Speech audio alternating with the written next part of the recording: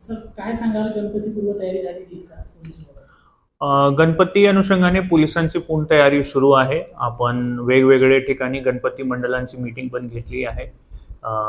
4 दिवस अगोदर माननीय पोलीस अधीक्षक यांच्या अध्यक्षताखाली शहराचे जेवढे गणपती मंडळ होते त्यांची पण मीटिंग झालेली आहे आणि पुढच्या येणाऱ्या कालामध्ये आपण परत एकदा शांतता कमिटीची मीटिंग पण घेणार आहे. त्याचबरोबर जे समाजकंटक आणि गुन्हेगार लोक आहेत त्यांच्यावर प्रतिबंधक कारवाई करण्याचा सिलसिला पण सुरू आहे.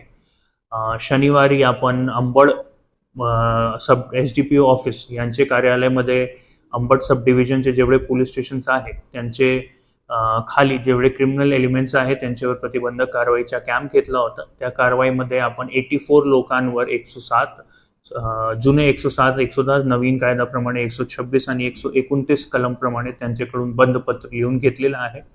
हा कारवाई सतत सुरू आहे.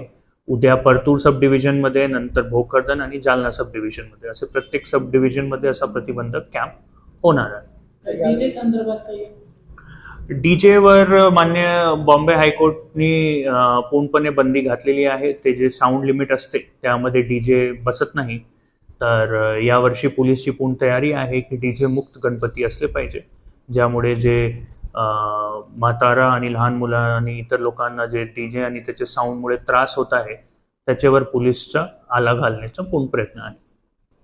यामध्ये काही हद्दपार वगैरे करण्यात आलेली आहे? त्याची प्रोसिडिंग सुरू आहे. पोलीस स्टेशनकडून बरेच म्हणजे जे म्हणतो आपण प्रस्ताव ते आलेला आहे आणि 163(2) प्रमाणे जे विशेष दंडाधिकारी म्हणून अधिकार आहे आम्हाला, त्याप्रमाणे आपण काही लोकांवर तडीपारीची कारवाई करणार. त्याची सुनावणी स्टेजवर आहे आणि गणपतीच्या अगोदर त्याचा ऑर्डर निघेल.